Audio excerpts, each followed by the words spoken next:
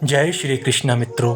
स्त्री की यह तीन चीजें कभी मत देखना, वरना बर्बाद होते देर नहीं लगेगी। भगवान श्री कृष्ण ने बाल सखा मधुमंगल से बताया कि हर मनुष्य को स्त्रियों की यह तीन चीजें कभी मत देखना, वरना जीवन बर्बाद होते देर नहीं लगी। मित्रों, बहुत पुराने समय की बात है।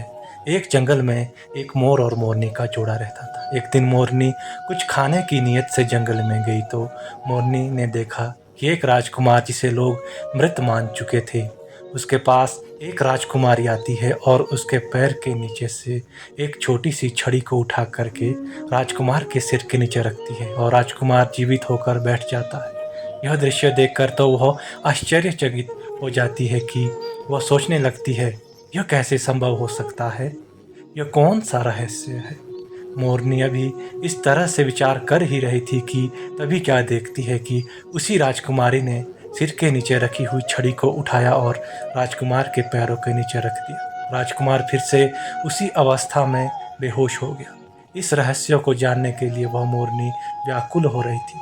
जल्दी जल्दी करके वह मोर के पास आती है और मोर से कहती है, हे प्रिया जी, आज मैंने जंगल में एक बहुत बड़ा विचित्र दृश्य देखा है।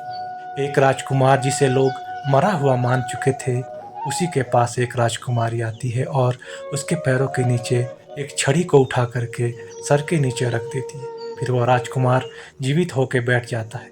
तो हे प्रिय, ये कैसे संभव हो सकता है? तब से यह जानना चाहती हूँ कि यह कौन सा रहस्य है। मित्रों, आगे भगवान श्री कृष्ण बाल सखा से कहते हैं। उस मोरनी की बात को सुन करके वो मोर कहने लगा, हे प्रिय, इस बात को जानने के लिए मैं तुम्हें एक कहानी सुनाता हूँ। तुम इस कहानी को बहुत ध्यान से सुनना। इसी कहानी में सारे रहस्य का पर्दा उठने वाला है कि वह राजकुमारी कैसे राजकुमार को जीवित करती है। इसके पीछे क्या रहस्य है, यह मैं भी बताऊंगा कि स्त्री की वो कौन सी तीन चीज़ें हैं जिनको कभी नहीं देखना चाहिए, वरना मनुष्य बर्बाद हो जाता है। फिर आगे वो मोर कहता है, हे प्रिय, एक बार एक नगर में एक राजा और दूसरे नगर में एक राजा, दोनों मिलकर राजा करते थे। उनके एक बेटा था और एक के बहुत ही सुंदर कन्या थी, और दोनों राजाओं को अपने बच्चों की शादी के लिए अच्छा सा योग्य वर की तलाश करना था। और उनके जीवन साथी को ढूंढने के लिए उन दोनों ने राज्यों के अपने अपने मंत्री को भेजा। किस्मत की बात यह थी कि दोनों राजाओं के मंत्री घोड़े पर सवार होकर विपरीत दिशा में एक दूसरे के निकल पड़े। बेटे के वर की तलाश करने के लिए दोनों एक दूसरे को एक रास्ते पे मिलते हैं। तभी दोनों की मुलाकात वहीं आमने सामने हो जाती है। फिर दोनों एक दूसरे से बातचीत करते हैं और उन्होंने एक दूसरे को अपने अपने उद्देश्य बताए। उन दोनों को यह सुनकर के बड़ा आश्चर्य हुआ कि जब उनको यह पता चला कि दोनों के बाहर निकलने का उद्देश्य एक ही है और दोनों राजा भी आपस में एक दूसरे की टक्कर के भी है। इस तरह से राजकुमार और राजकुमारी का जोड़ा बहुत अच्छा बन रहा था। मित्रों, फिर दोनों मंत्री आपस में बात करके अपने अपने राजा के यह सूचना देने के लिए वहां से वापस चले। जब दोनों अपने अपने राजा के दरबार में पहुंचे तो देखते हैं कि राजा अपने राज्य दरबार में सिंहासन पर बैठा। फिर वह मंत्री कहता है, हे महाराज, अब आप राजकुमारी के विवाह की चिंता करना छोड़ दीजिए। मैं राजकुमारी के लिए बहुत ही अच्छा वर ढूंढ कर लाया हूँ। फिर वह राजा कहता है, हे मंत्री, तुम शीघ्र ही बताओ कि वह राजकुमार कैसा है और उसके पिता कब हमारी पुत्री को स्वयंवर के लिए देखने आ रहे हैं। फिर वह मंत्री कहता है, हे महाराज, अपनी राजकुमारी और उस राजकुमार की जोड़ी पूरे नगर में सर्वोत्तम है। इतना सुनते ही राजा कहता है, ठीक है मंत्री, आप शीघ्र ही राजा के पास विवाह का प्रस्ताव लेकर जाइए और विवाह की तैयारी करो। मित्रों, उधर क्या होता है, जब वह मंत्री अपने राजा के पास पहुंचता है तो देखता है कि वह राजा भी बहुत ही मासूम मायूसी के साथ राज दरबार में सिंहासन पर बैठा हुआ अपने पुत्र के विवाह के बारे में सोच रहा था। जैसे ही मंत्री उस राजा के पास पहुंचता है तो कहता है, महाराज की जय हो, आज आप किसके ख्यालों में डूबे हुए हैं? हम आपके लिए बहुत ही खुशखबरी लेकर आए हैं।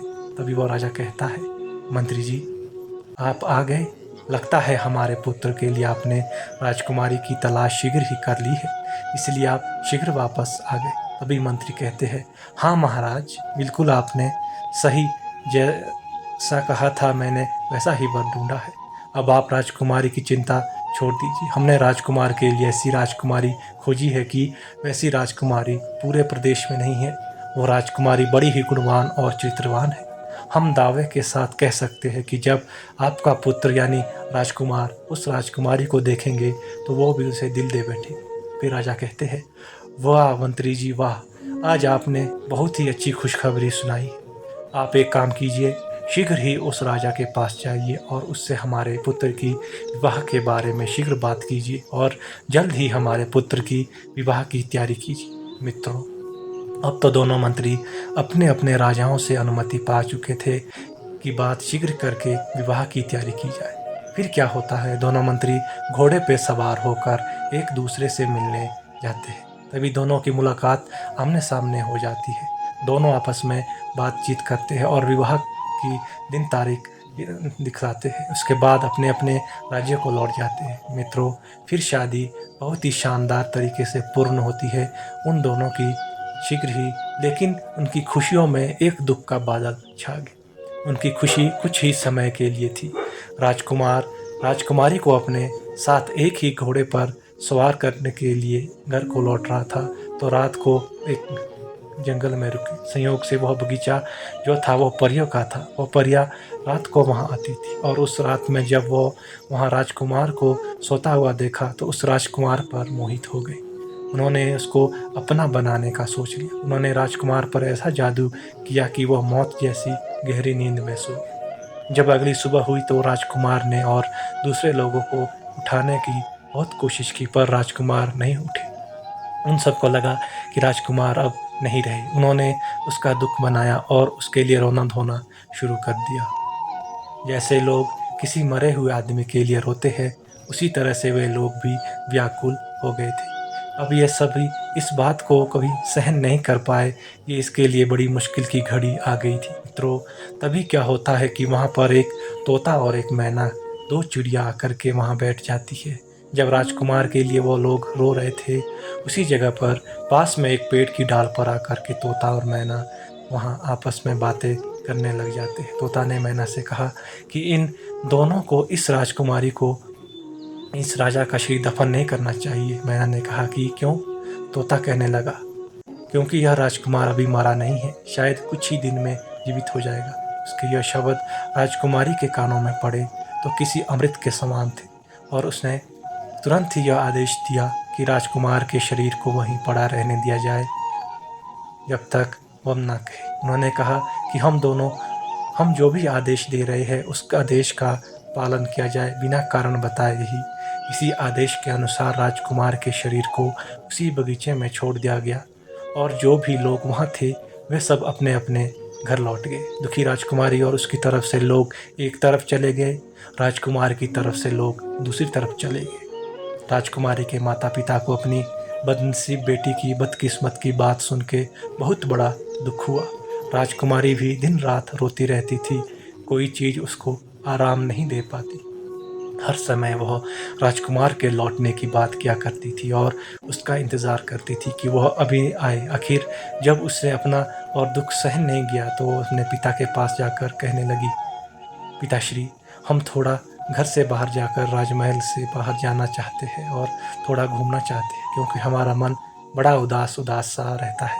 हालांकि राजा उसको इस तरीके से कहीं घूमने जाने देना नहीं चाहते थे, पर अपने मंत्रियों की सलाह पर राजा ने जाने का आदेश दे दिया। मंत्रियों का विचार था कि अगर राजकुमारी इस तरह से यहाँ कुछ और दिन रही तो वह भी पागल ना हो जाए। अपने पिता की आज्ञा पाकर के राजकुमारी बाहर घूमने के लिए निकल पड़ी। वह दुखी होकर के चारों तरफ घूमने लगी। हर आने जाने वाले लोगों से वो पूछती रहती, क्या तुमने राजकुमार को कहीं देखा है? वह राजकुमार को आसपास कहीं तुमने महसूस किया है? इस तरह घूमते घूमते और राजकुमार के बारे में पूछते पूछते उसको काफ़ी समय बीत गया। कोई भी उसको राजकुमार के बारे में सच्ची बात नहीं बता सका। आखिर एक दिन उस राजकुमारी को एक दिव्य कन्या मिल गई। उसने उससे पूछा कि आपने राजकुमार को कहीं देखा है? वह कहने लगी, हाँ बेटी, मैं एक बगीचे के पास से होकर के निकल रही थी। वहाँ मैंने ज़मीन पर एक बहुत सुंदर लड़के को सोते हुए देखा है। मुझे यह देख कर के बड़ा आश्चर्य हुआ कि उस नौजवान ने आराम करने के लिए ऐसी जगह क्यों चुनी। इसलिए मैं वहाँ रुक गई। कुछ देर के बाद मैंने देखा कि कुछ परियां वहाँ आई। उन्होंने उसके सिर के नीचे जादू की छड़ी रखी तो वो उठकर बैठ गया और उनसे बातें करने लगा। कुछ देर के बाद उन परियों ने वो जादू की छड़ी उसके पैरों को नीचे से उठा करके रख दी। फिर से वो लेट गया और सो गया। बस मैंने इतना देखा। मेरी तो कुछ समझ में नहीं आया कि ये क्या, इसका सब का मतलब क्या है। राजकुमारी कहने लगी कि आश्चर्य हुआ, क्या तुम मुझे उस बगीचे तक ले जा सकते हो। फिर उन्होंने कहा, नौजवान जहाँ सोया हुआ था वहाँ मैं तुम्हें लेकर जा सकता हूँ, क्यों नहीं, तुम्हें ज़रूर ले जा सकता हूँ। इतना कह करके वह उस राजकुमारी को उस बगीचे में तरफ ले गई जहाँ वो राजकुमार सोया हुआ था। जब वो वहाँ पहुँचे तो राजकुमार का जो शरीर था वो दिखने में बिल्कुल बेजान मृत शरीर जैसा पड़ा हुआ था। राजकुमारी ने देखा कि जादू की छड़ी अभी भी राजकुमार के पैरों के नीचे रखी हुई थी। राजकुमारी ने तुरंत ही उस छड़ी को उठाया और राजकुमार के सिर के नीचे रख दिया। जैसा कि उस महिला ने राजकुमार से बताया था कि उस छड़ी को रखते ही वो राजकुमार उठ कर के बैठ गया और उठते ही उसने राजकुमारी से पूछा कि तुम कौन हो, क्या मैं तुम्हें जानता हूँ। उसकी यह बात सुनकर राजकुमारी कहने लगी, मैं तुम्हारी पत्नी हूँ। राजकुमार ने कहा कि तुम यहाँ कैसे आई हो। राजकुमारी कहने लगी कि इस बूढ़े जंगल में मैंने एक महिला ने मुझे यह बताया है कि उसने तुम्हें यहाँ पर मृत पड़ा हुआ देखा है और फिर मैं उनके साथ यहाँ पर आई हूँ। जल्दी से इस भयानक जंगल से कहीं दूर चलते हैं। फिर राजकुमारी आगे कहती है कि तुम यहाँ पर कितने दिनों से ऐसे ही मृत पड़े थे। राजकुमारी की बात को सुन करके राजकुमार बोला कि परियों को यहाँ मेरा होना बहुत ही पसंद है और वह मेरे पीछे पीछे आकर के मुझे ढूंढ लेगी तो मैं कहीं नहीं जा सकता। अगर तुम मुझसे प्यार करती हो और मुझे जीवित देखना चाहती हो तो यह छड़ी तुम मेरे पैरों के नीचे रख दो और यहाँ से चली जाओ। राजकुमारी ने कहा, कभी नहीं, मैं तुम्हें छोड़कर कहीं नहीं जाऊंगी।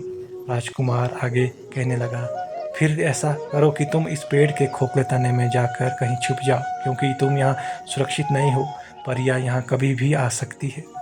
राजकुमारी ने वैसा ही किया जैसा उस राजकुमार ने राजकुमारी को बताया था। जैसे ही वह पेड़ के खोखले तने के पास जाकर के छिपी, परियां वहाँ आ गई। फिर उसने एक में से एक परी कहने लगी, यहाँ पर किसी मानव की खुशबू है। दूसरी परी कहने लगी कि लगता है यहाँ कोई आदमी आया है। इतना कह कर के दोनों परियां उस आदमी की खोज में इधर उधर निकल गई और उनको ढूंढने लगी और उस जगह को अच्छे से तलाश करने लगी, पर उन्हें वहाँ पर कोई नहीं दिखाई दिया। उसके बाद में राजकुमारी राजकुमार को जगाया और राजकुमार से पूछा कि क्या तुम किसी आदमी को जानते हो जो तुम्हारे पास घूम रहा था। फिर राजकुमार ने साफ मना कर दिया कि उसने कहा कि मैंने आदमी को आसपास घूमते हुए नहीं देखा, मैं तो मूर्छित था। परियां कहने लगी कि हमारा पक्का विश्वास है कि यहाँ कोई आदमी आया था, क्योंकि आदमी की खुशबू हवा में फैली हुई है। फिर दोनों परियां विचार करती है कि कोई बात नहीं, हम लोग कल इस जगह को छोड़ करके कहीं दूसरी जगह पर चले जाएंगे। अगली सुबह परियों ने सारा बगीचा देखा, क्योंकि वह बगीचा बहुत बड़ा था, और अपने लिए कोई दूसरी जगह ढूंढ ली जहाँ उसको लगा कि कोई आदमी यहाँ नहीं आ सकेगा। जब वे वहाँ नहीं थी तो राजकुमार ने राजकुमारी से कहा कि हे प्रिय, अब तुम क्या करोगी। वह मुझे किसी दूसरी जगह लेकर के चली जाएगी और फिर मैं तुम्हें नहीं मिल पाऊँगा। राजकुमारी बड़ी बहादुर और साहसी थी और कहने लगी, तुम देखना, मैं कुछ फूल इकट्ठा करूँगी और तुम यहाँ से जब जाना हो तो फूल अपने पीछे पीछे छोड़ते हुए चले जाना, जिससे मुझे पता चल जाएगा कि तुम कहाँ गए हो। इतना कह कर के राजकुमारी ने राजकुमार को कुछ फूल दे दिया और राजकुमार ने उन फूलों को अपने पास रखा। राजकुमारी फिर से अपने उसी ही पेड़ के खोखले तने के पास छिप गई। जब कुछ देर बाद बीता, यहाँ फिर परियां आ गई और राजकुमार को अपने पीछे पीछे आने के लिए कहा। जब राजकुमार उनके पीछे जा रहा था तो वह एक एक करके फूल रास्ते में छोड़ता जा रहा था। ताकि राजकुमारी को उस फूलों के सहारे उस तक पहुंच सके। राजकुमारी चलते हुए उसके पीछे आते आते पहुंच जाती है और वो शानदार महल की तरह लग रहा था वहां पहुंच जाते हैं। यह एक देवालय था परियों का, वहाँ सभी लोग जादू सीखते थे। राजकुमारी बिना किसी डर के उस महल के अंदर चली गई। उसने देखा कि वहाँ अंदर कोई नहीं था। वो आराम करने के लिए वहाँ चारपाई पर बैठ गई और उसी समय जाकर वहाँ आधा घंटा बीत गया। एक जादूगर वहाँ अपनी बेटी को ढूंढता हुआ आया और राजकुमारी को देखा कि शायद वो उसकी बेटी है। इसको एक दूसरा जादूगर जबरदस्ती उठा करके ले गया था। वो उसकी तरफ दौड़ता हुआ आया और कहने लगा, ओ मेरी बेटी, मेरी प्यारी बेटी, तुम कैसे वापस आ गई हो। राजकुमारी ने तुरंत ही हालात का अंदाज़ा लगा लिया और कहने लगी कि पिताजी, जब वह सो रहा था तो मैंने वहाँ से भाग गई। कुछ समय तक राजकुमारी उसी जादूगर से बातें करती है। वहाँ उसको जादूगर और परिया जादूगर की बेटी समझती है। वह वहाँ जो चाहती वह करती थी और जहाँ जाना चाहती थी वह चली जाती थी। उसकी प्रार्थना पर जादूगर ने उसको कई जादू भी सिखा दिए थे ताकि उसकी गंध परियों तक ना पहुँचे। आदमी को मरा हुआ उसको कैसे ढूंढे, फिर उसके बाद उसे ज़िंदा कैसे किया जाता है, इन सब चीज़ों का पता लगाना आदि अनेक तरह के जादू उसने सीख लिए। एक दिन उसने अपनी ताकत से ये पता लगा लिया कि राजकुमार एक परी के झाला में है, उसमें छिपाया हुआ है। उसने बहाना बनाया कि वह झाला उसको बहुत पसंद है, इसीलिए वो उसको पहनने के लिए एक दिन के लिए दिया जाए। पहले तो परी ने काफ़ी इनकार किया, पर उसको जादूगर की बेटी होने के नाते उस झाले को देना पड़ा, लेकिन इस शर्त पर कि यह झाला उसको अगले दिन वापस कर देना है। राजकुमारी इस बात पर सहमत हो गई। जैसे ही परी ने उसको अपना झाला दिया, वो वहाँ से चली गई और राजकुमार ने अपने जादू से राजकुमार को उसके चंगुल से निकाला। राजकुमार ने बाहर आते ही इधर उधर देखा तो राजकुमारी ने उससे पूछा कि क्या तुम मुझे पहचानते हो या तुम मुझे अभी नहीं जानते। मैं तुम्हारी पत्नी हूँ और तुम्हारे लिए मैंने अपने पिता का घर छोड़ा है। तुम्हारे लिए मैंने उस बगीचे में जाने की हिम्मत की जिससे तुम लेटे हुए थे, और तुम्हारे लिए ही मैंने जादू करके मकान में हिम्मत करके तुम मुझे नहीं पहचाना।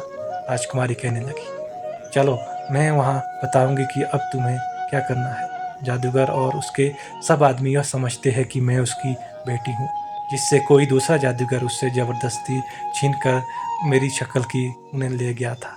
अब मैं तुम्हें अपने पिता के जो जादूगर हैं उनके पास ले जाऊंगी और उनसे कहूँगी कि जब मैं उस भगाने वाले जादूगर से बचने की कोशिश से भाग रही थी तो तुम मुझे मिल गए। तुम्हारी सुंदरता को देख करके मैं तुम्हारे ऊपर मोहित हो गई और मैंने तुमसे शादी कर ली। मैं उसको ये भी बताऊंगी कि तुम एक शाही खानदान के हो, इसलिए वो हमारी शादी के लिए तैयार हो जाएगी। जब वे यह सुनेंगे तो बहुत प्रसन्न होगा। तुम बिल्कुल डरना मत, आओ और देखो कि क्या क्या होता है। वहाँ से दोनों चलकर उस जादूगर के घर में आ जाते हैं। फिर तो राजकुमारी की बात बिल्कुल सीख बीता। जादूगर अपनी बेटी की शादी की बात को सुनकर के बड़ा प्रसन्न हुआ। उसने अपनी बेटी की शादी खुशी में एक बड़ी सी दावत को आमंत्रित किया और जो भी वहाँ परियां थी उन सभी को बुलाया।